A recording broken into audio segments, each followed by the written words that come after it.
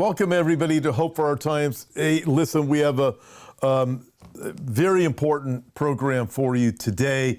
My guest is Bill Koenig. Bill, you know him. He's the director of World Watch Daily. He writes Koenig's Eye View, a weekly report on biblically relevant world and White House views. He also served as White House correspondent from 2001 to 2021, so 20 years there. He's authored Bill has co-authored Israel, the Blessing or the Curse, written eye to eye, facing the consequences of dividing Israel. And his latest book is Revealed, Obama's Legacy. And he has a whole lot to talk about. Bill, thank you so much for joining me today. Thanks, Tom. Always a pleasure. Well, we're going to just dive right into it. You were over at The Hague recently. Today, it's been reported 6 hostages' bodies were found by the IDF. Also reported 7 more Hamas leaders were eliminated that were, I guess, acted as bodyguards, from what I understand, for That's right. the other guy that was eliminated in Iran. And then we have news out from a few days ago is U.S., Egypt, and Qatar are in conversations about how to bring peace to the region. There's so much to talk about, but I'm just going to dive and go anywhere you want with this. I have your book up here because it's just a great book. It's a big book. And thank you so much for putting that together. We can talk about that, anything you want, but I'm going to throw this out and then we're going to take it from here. So here we go, Bill. In light of recent events, so how do you assess the current state of Middle Eastern geopolitics, and what are the potential implications for regional stability? Well, Tom, it really has a lot to do with what Iran is serious about doing and Hezbollah.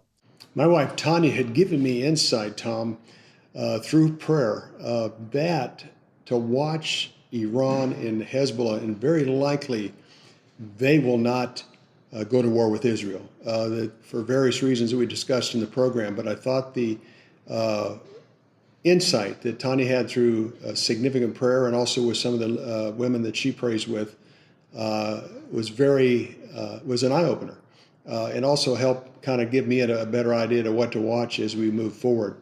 Also, on April 13th, Tanya and I were praying for angelic covering and protection for Israel. We sensed that Iran was about to send in missiles, drones, or whatever.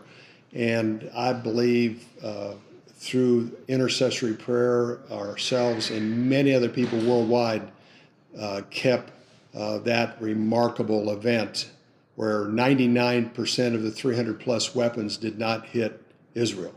Is truly another answered prayer. At a time when many Christians and Jews are praying for Israel all over the world. So again, I appreciate Tanya's insight on Iran and Hezbollah, and also another example of the importance of prayer as shared that took place on April 13th. It appears, and when I was in Israel, I did an interview with our friend Mark Hitchcock, and I said, Mark, I think that Hezbollah is using this ceasefire excuse as not to get in the war. When you look at Nasrallah, one guy after another that is associated with him has been knocked off in all kinds of different places, in office buildings, in cars, on bikes, walking. I mean, it is incredible how surgical this effort's been. And here you are, Nasrallah, you've lost your bodyguard, you've lost your top military aide. You have, you have 150,000 rockets and missiles, and you've got Iranian support, but Iran's been smacked themselves. And, I think, a lot of us are, praying for Israel's wisdom, also praying for confusion between the enemies of Israel.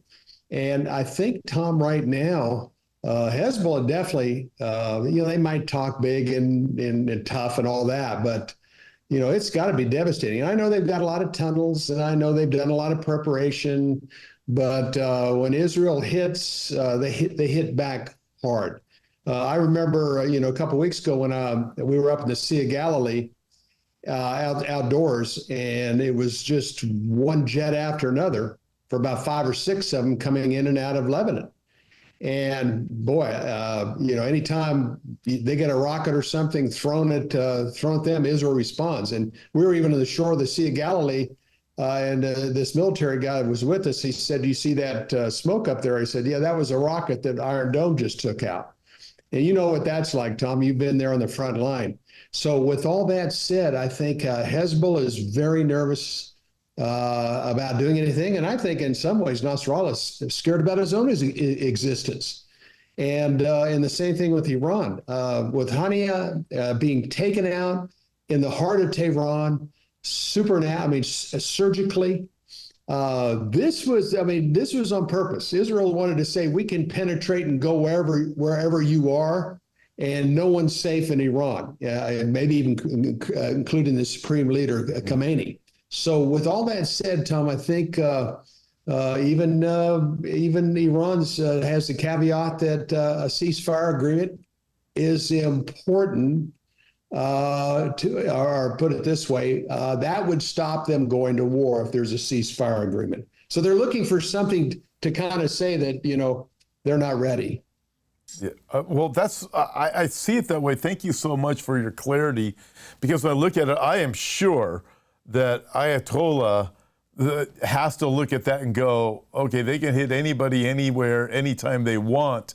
And that was a highly secure compound that Haniyeh was taken out at, from what I understand. Absolutely. Too. So absolutely. Yeah. So you look at that, and then you look at Nasrallah. Here's the second. His right hand man gets taken out. Those are two incredible messages. The 7 Hamas leaders that were taken out, I think yesterday or the day before, yes. The news that came out today on that. So we look at this dynamic. I have a lot more questions. I'm going to come back to this because I have so many things to ask you. And you were just in Israel, as you mentioned. Both you and I get to go to Israel soon, Lord willing, of course. Right. But I look at everything, Bill. You've connected God's covenant with Abraham to modern Israel in some recent videos that you've done. How do you see the historical and spiritual relationship between the U.S. and Israel evolving in the current political climate? Well, I tell you, Tom, when you and I had a meeting with Ambassador Friedman in Israel a couple of weeks ago, and I said, Ambassador Friedman, isn't it interesting? Joe Biden's cognitive problems accelerated when he was putting enormous pressure on Israel to do a ceasefire agreement, when he was stopping weapon transfer that was needed for Israel, that when they were putting a lot of pressure on Israel not to go into Rafah. And I wrote about that in my news report, where it looked like his cognitive situation worsened and worsened and worsened the more pressure that he put on Israel. And as well as the catastrophes, the tornado outbreaks of April, the floods of May in Houston, all connected with pressure applied. It's the eye-to-eye concept of when we put pressure on Israel, our White House, to divide their covenant land, we have enormous catastrophic events. April of this year was the second highest level of tornadoes in the history of the country. The last time that was in April 2011, when Obama and his secretary to the UN, Rice, not Condoleezza Rice, the other Rice, stated that Israel's settlement communities are illegitimate. And Susan Rice. And, it just, when you look at this, Tom, the catastrophes continue.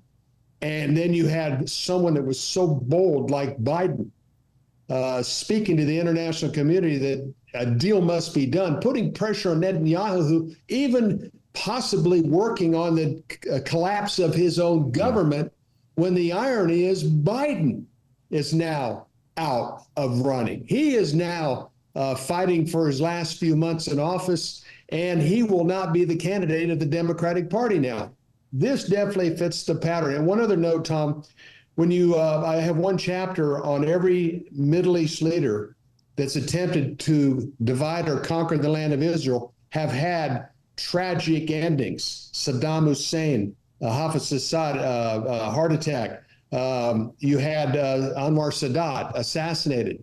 King Hussein from Jordan had died of cancer in the early 60s. And then you have the president of Iran and the foreign minister of Iran who spoke scathing comments about Israel at the United Nations, and the foreign minister from Iran had just been in the United States calling Israel a blight, paraphrasing, that the weapons that they just threw at them in April was insignificant. It was like toys.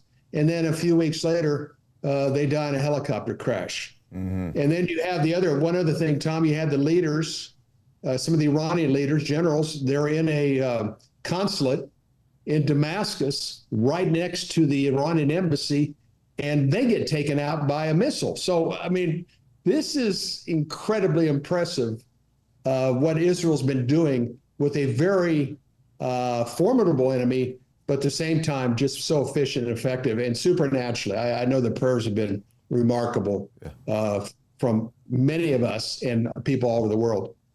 Amen. I looked at this book, Eye to Eye. So in that is where you detail these things historically. You make all these different connections. As you mentioned, you have this chapter even dealing with Saddam Hussein and these dynamics. You have a volume 2 coming out also. I don't know if you want to speak on that yet. Yeah, or if you want to wait. On it right. Yeah, well, thank you, Tom. We're working on a volume 2 right now, which would be the 4 years of Trump.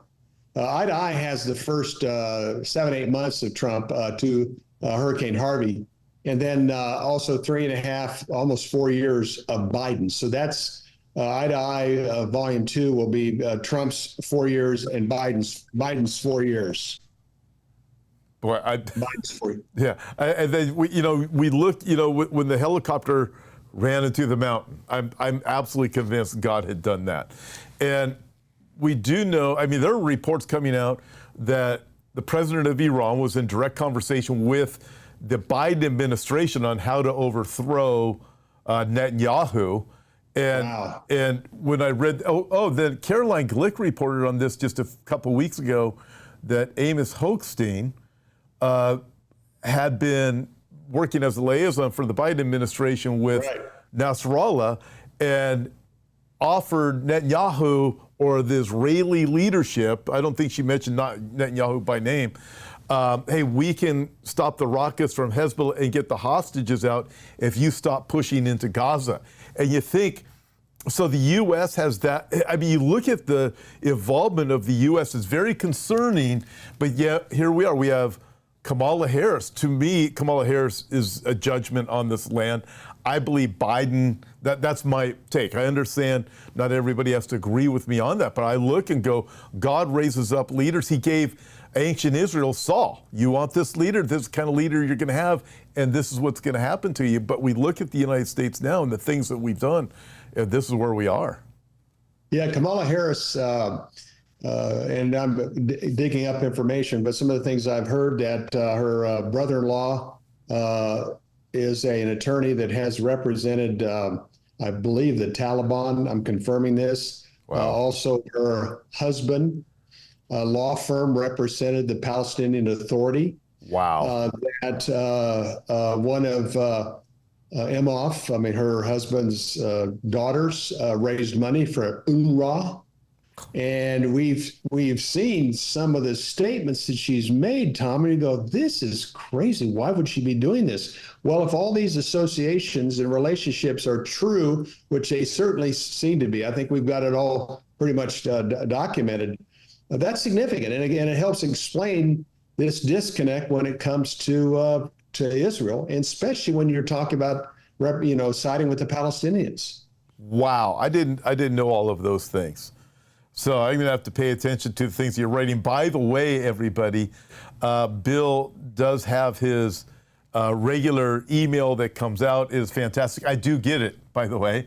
I do subscribe, and it's great, and it will keep you updated.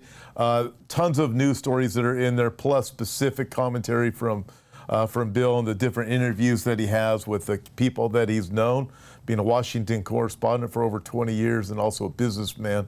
And living in Israel from time to time, and but it'll be great. You can subscribe to Bill's. We have the information in the description. You can check it out for the link there and go there. Bill, let me ask you this. How has the rise of social media platforms like YouTube influenced the way that you report and analyze news, especially concerning Middle Eastern affairs? That's a good question. Unfortunately, there's even despite the fact that one of the organizers of Google, one of the originators, is Jewish, Sergey Brin. So, unfortunately, there's a lot of anti-Semitic things that get up on YouTube and others. We've had a couple of our truthful comments about Israel shadow banned. Tony and I did a couple different videos, and they were just, all of a sudden the traffic just stopped. And when we were getting tremendous traffic. So we've had some challenges with YouTube getting the truth out about Israel. The biblical right Israel has to the covenant land. We've very much focused on that. Another problematic thing, Tom, that's evolved, that you probably followed this too, is TikTok influence inside the Palestinian community. It was coming out, especially about 2 years ago. There was concern that the Palestinians were using TikTok to incite, and also that TikTok was using it to incite conflict within the Jewish communities and the Palestinian communities. Typically, you don't have a lot even when you have a huge war with in Gaza, you haven't had a lot of things break out. There are some areas like Jenin and others that are very much more susceptible to terrorism. But for the most part, there hasn't been that incitement vehicle. And that's one thing that we've been concerned about, the incitement of conflict in the Jewish and Palestinian communities by using social network. And all it takes is a few people to do this and to get the spread. And then Chinese have a lot more influence in the Middle East than they used to have. And I think TikTok's going to be another vehicle that they use. So in many ways, we're thankful for YouTube, gets your program and many others' programs out. But at the same time, there is times when they just take us down or shadow ban us. Yeah, no kidding. we definitely experienced those things. It's funny how there was no such thing as a fact checker on social media platforms until the truth started getting out. The truth started getting out. All of a sudden, the fake fact checking comes in. Oh, that's so true, Tom. The truth, is what gets banned. Like you said, it's incredible. And then using biblical truth, that gets banned. When you really talk, the anti-Semitism being used that's on these platforms is very problematic. And it's another form of incitement, using the social networks, whether it's Meta or X to a certain extent. They're trying, I know Elon Musk is trying to be careful with that. But then the TikTok, which is a big problem here in America also. Yes, it is. Chinese influence. I'm curious, your thoughts on why China is being, there's more and more evidence about China's involvement in Mideast affairs. Obviously, you have world leaders. They're really in it for themselves, what they're going to gain. Why do you think China is getting more and more involved in the Mideast? I think China is, number one, they like to be a thorn in America's side. Yes, yeah. No one of my friends at the White House, he was born in China, but he worked for a news service out of Hong Kong that I think Fox had an investment in. And he said, you don't really understand the level of hate that the Chinese generals have for America. That's an issue. The other thing is the United States' role near Taiwan and South China Sea. That's problematic. Number three, there's a tremendous amount of oil in the Middle East. We have Russian and Chinese oil companies benefiting from the oil in Iraq. And we're the one that spent $5 or $6 trillion in Iraq and Afghanistan, and we're supposedly going to get the money from the Iraqis to pay for our wars, according to George W. Bush. That didn't happen. Yeah. They've also signed a $40 billion this was about 3 or 4 years ago, maybe a little bit longer than that, oil contract with Iran. I mean, China and Iran. And also, I haven't confirmed it, but Aramco's #1 customer is China, the Saudi oil company. So, and they've attempted to bring the sides together, the Shiite of Iran and the Sunnis of Saudi Arabia. They've had meetings with the foreign ministers. They've had meetings in the Middle East. They've had meetings in Beijing in an attempt to forge that very distinctive difference between Shia Islam and Sunni Islam. And a lot of people believe that on the intel side, believe that Israel's not the first one that Iran will attempt to nuke. It could be Saudi Arabia. And so there's bad blood between the two strains of Islam. Shiites about 20% of Islam, and the Sunnis about 80%. So they're opportunists also. They got the Silk Road. They see a lot of economic benefit. And that's a lot of it, Tom. I mean, and it goes deeper than that, but that's kind of the part of the reason they have this role in the Middle East and want to get an even greater role. Makes a whole lot of sense. Given the recent geopolitical developments, what do you foresee as the future of diplomacy in the Middle East? And are there any upcoming events or trends that you believe will significantly impact the region? Well, I think right now, the United States has a very significant buildup of ships and planes. We have an air base in Doha, Qatar. The Fifth Fleet is based in Bahrain. We have military officials, military people in Iraq, Syria, Americans. And what's interesting, and there's been a lot of debate, why is the United States so involved in right now in the Middle East with so much equipment? I mean, two aircraft carriers. I think it's Abraham Lincoln and the Eisenhower, and a lot of ships. We just got a lot of stuff there. And I think it's two things. One is to keep Iran at bay, and also conceptually keeping Israel from hitting Iran. And that's part of the motivation for Blinken on the ceasefire agreements, calling them critical between Israel and Hamas for Middle East peace. It's the same old mantra that King Abdullah from Jordan uses, that peace between Israel and the Palestinians is key to Middle East peace. Well, that's absurd. I mean, the Arabs and they don't even get along with each other. Arabs and Persians don't get along. So it's just a mantra that's been used for a long time at the White House and wherever it's spoken about future peace. But the bottom line is the United States is concerned about that oil that comes out of the Persian Gulf, which is about 20% of the daily oil. And they're concerned that Israel might Iran could shut the Persian Gulf or the Strait of Hormuz. And that would have a dramatic impact on world economies, and especially in the event of doing that before the November 5th election. So there's a lot of motivation. I mean, the Saudis are interested in a normalization agreement with Israel, but that's part of that is an agreement with the United States to defend them in wars in the Middle East. So there's a lot of obviously Iran's changes all the equations in the Middle East, but I tell you, I think Israel's done a really remarkable job. Fortunately, they have the F-35 stealth jets now. The Houthis, when I was, matter of fact, in Herzliya, the Houthis sent in a drone that went into a building in Tel Aviv.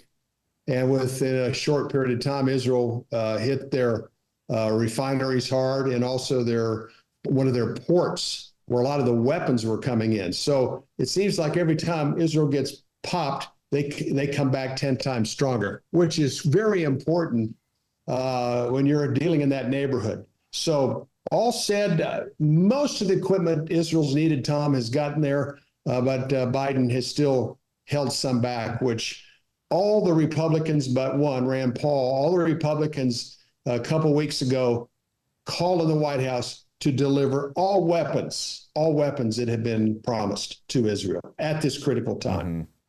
You look at this, I think, we haven't heard much out of the Houthis ever since Israel responded that way. They were pretty loud, but you've mentioned many different strategic things that Israel has done. So we see this dynamic that is developing that's very interesting. And then we read the news, U.S., Egypt, Qatar are trying to work on some kind of an agreement over the whole situation with Israel and Hamas and Hezbollah and Iran. We have, I think, Jordan, I was in North Carolina the other day, but I believe that I read that Jordan opened up their airspace to Israel. Yes. So right. There's definitely some things that are developing. I'm curious as to if you think this will continue to go that way, or what your thoughts are. You have your hand on the pulse. You're there all the time. What are your thoughts on these things? Well, the Iranians and Hezbollah have said the key to non-war with Israel is a ceasefire agreement between Israel and Hamas. Well, Hamas isn't going to agree to it. They're not going to agree to it. And Netanyahu says he's not going to make concessions that endanger the state of Israel. So I don't know what kind of agreement will get agreed to. So then what's Hezbollah and Iran going to do? That's just in that mindset, Tom, that a deal's not cut. Well, maybe they'll back off even further. I don't know, but I think more than anything, Iran is very fearful of getting smacked. There was a plan in 2012 that Obama talked Netanyahu out of right before the election, and he said, "Look, Bibi, if you back off, I promise you we'll put a lot of pressure on Iran if he gets reelected." And it didn't happen. They cut a terrible deal. It wasn't even a treaty because it would have required 2/3 of Congress to vote on it.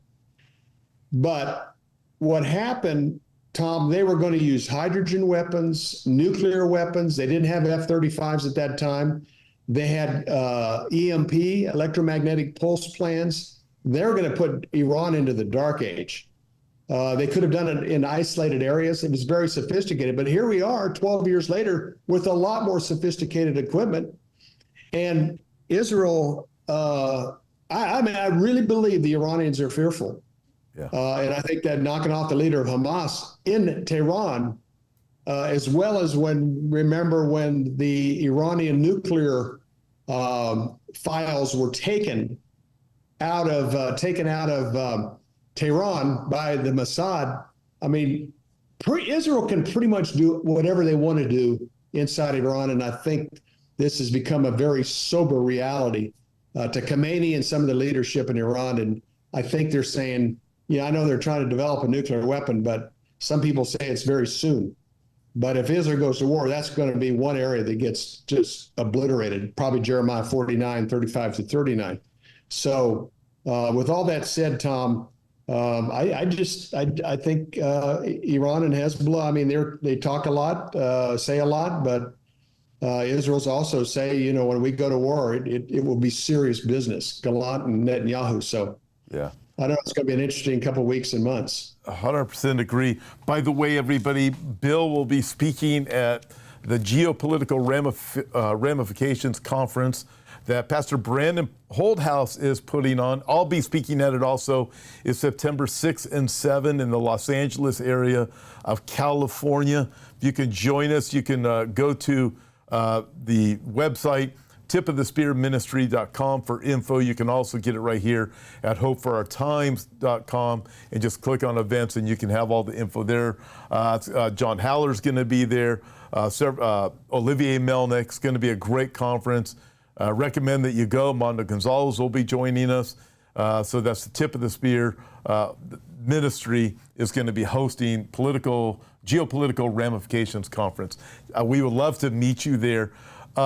Bill, I wholeheartedly agree with you on that. in my mind, I do not think Iran wants to go head to head with Israel. I believe they know it won't go well for him. It was the new president of Iran last week said, this isn't going to go well for us if we get into a war. And I'm even at this point now where I don't think Iran really wants to go there without Russia being involved with them, which would lead us to Ezekiel chapter 38, which is another dynamic. I don't think we're at that place yet, but I just can't believe Iran thinks, yeah, let's go head to head with Israel. That's one of the reasons why they've used proxies for years. Well, that's not us doing it. That's these guys over here, and these guys over here, and these guys over here. But I look at this, and a quick question for you. How do you interpret the role of Bible prophecy in current global events, and are there any recent developments that you believe align with prophecy? I mean, some of the things we talked about, yes, but do you see anything specifically? Yeah, I think Erdogan is the one that's the most problematic when it comes to Israel. They have housed Hamas leaders. They have given money to the Palestinians. They supported Hamas over Fatah, Abbas's political party. Erdogan, was during the desert or Arab Spring. He was speaking to the population is high. I think 50% of the Arabs in the Middle East are under 30. It's significant. I watched a deal in Saudi Arabia that night. They have a huge population under 25, 26, in that range that's in their country. And I think that it was interesting during the Arab Spring when the Muslim Brotherhood were in control of Egypt. Erdogan was playing to that audience that's also in Jordan and also in Syria. But General el-Sisi, the president of Egypt, determined if he could take down the top 134 or so leaders of the Muslim Brotherhood, they won't be able to operate. The president, Morsi, was overthrown. Beatty, their religious leader, was overthrown. They arrested a lot of these people, and it shut them down. And also at that time, the Muslim Brotherhood was about to overthrow King Abdullah in Jordan. So it was very timely what General el-Sisi did. And also, so Erdogan's the one that I'm really watching, and also the words out of Iran. But Erdogan, is trying to make peace with Israel, over the last year. And we all knew that's not going to last. Yeah. President Herzog from Israel went to Istanbul and they had their meetings, but it didn't work out. But so, Tom, I think Putin's busy, with his battles. Abbas was there recently to have their meetings. But Netanyahu in the past has always had an audience with Putin also. But I think that the key player right now that we're keeping an eye on is Erdogan, Turkey's also a member of NATO. But he's also buying S-400 missile defense systems from Russia that NATO is not real happy about. And then you have the leadership in Iran. So I think to understand the pulse, Tom, is to watch what those guys are saying and doing. Wow, that was excellent. Thank you so much for that. Let me ask you this. We're almost out of time, but your dealings you went to The Hague.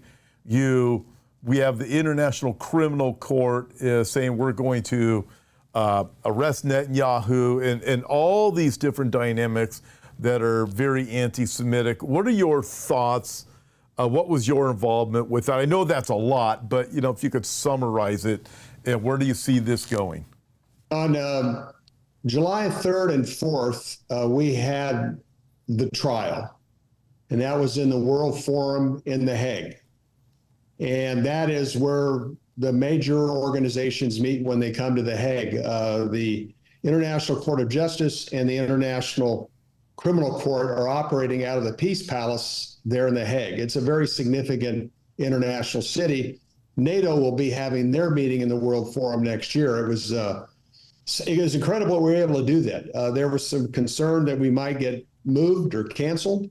And they were also concerned about protests. We had 1,000 leaders from around the world that came to The Hague. We did not get canceled. Everything came together supernaturally. The prayer covering was remarkable.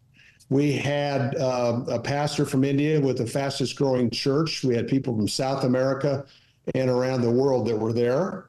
And the purpose of the trial was to counter the International Court of Justice call on Israel to leave the occupied Palestinian land, and also reparation. But what had happened in late 2022, Tom, they had the International Court of Justice called the nations. See, the United Nations funds them. They're part of the United Nations. They asked the countries to come forward with their position on the land of Israel. 53 countries came up and said Israel's an occupier and there should be reparation. Well, that final communique was supposed to be finished sometime last year, and it didn't happen. And we have our big event. We do a decree and have it delivered to the leadership of the Court of Justice, and 2 weeks later, they came forward with their affidavit or their communique, which basically calls on Israel to leave the Palestinian land and also reparation for the Palestinian people because of Israel's occupation of Judea and Samaria. It's not binding, but nonetheless, Abbas is going to use that when he's at the UN next month to once again push for their recognition of a Palestinian state. So with all that said, Tom, it was a remarkable event. Andrew Tucker gave the legal rights all the way back to the San Remo Agreement. Even Mike Pompeo and his Secretary of State said that the settlement communities in Israel are not illegal. They are legal according to the San Remo Agreement, which the UN was supposed to agree to when they merged with the League of Nations. And then I did one on the biblical right Israel has, and also the consequences of eye to eye. And so we had many speakers. It was 2 full days and nights, and it was a powerful event. Well, thanks for the opportunity to share that. Thank you. I want to thank you for being faithful to that, and for bringing all your years of understanding to the conversation, because it's necessary. We know that the devil hates Israel, and we can tell the anti-Semitism that is out there. And it's increasing, and I want to thank you because, you're a leader for someone like me. The information that you have is so valuable, and I want to thank you for being faithful to go there. I know you missed one of my conferences and one of Prophecy Watchers, but because I look at this and go, you know what, there's certain things that are super important, and I just really want to thank you for keeping your foot on the gas pedal and pressing forward, because it inspires us. It inspires my colleagues, your colleagues, when we see this, because we need to be doing these things and stand with some One other courage. note there, not to interrupt, Tom, one other note, I wanted Pastor Jack Vandertang was the visionary from The Hague. He grew up in The Hague. He's a pastor in The Hague, and he's Jack Vandertang, and he's the one that brought it all together, and he receives a lot of deserving credit for never backing down, knowing the Lord wanting to do this, and having a very successful event. Wow, that is great. Maybe you could put me in contact with them sometime. Yeah, that'd be terrific. By the way, Bill's book is here, Eye to Eye. We also have, if you're interested, we have the Prophecy Pros Illustrated Guide to Tough Questions about End Times. These things are in the Hope for Our Time store if you guys are interested. Bill, I got to show you this. I have this magazine from Life. It's the original Life 1967 Israel Swift Victory. Wow. Do you have one of these? I got a friend of mine just got that for me. What a gift. It is, and I said, it is so cool. I want to put it in a frame, but I thought you would especially appreciate that. Tom. Wow. Powerful. Hey, everybody, again, I want to encourage you, go and check out Bill's website, subscribe to his emails. You are going to be super blessed, encouraged, and educated in the things that you need to know. And also, if you would like, subscribe, and share this video. It helps us to combat the lies, because there's a lot of lies out there. Helps us to combat the lies with the truth. And without you guys sharing, there's no way to really get this info out there. Bill, final question. Got about a minute or two left. What advice would you give to individuals trying to understand the complex relationship between biblical prophecy and current global events, or how can they stay informed and interpret these developments critically? I would say go to your website for one thing would really help. Yeah, and your program. Yeah, thank you, Tom. I mean, that's a great question. On our website at watch.org, we have an area under ministry. So we have links to some of the great prophecy teachers, yourself and others, that have a lot of insight on these times. Our news that we post at watch.org is world news that's biblically relevant. And there's some great prophecy teachers out there, yourself, Amir, Haller, the guys, Alex Newman, the ones you've mentioned that are going to be at Brandon's conference.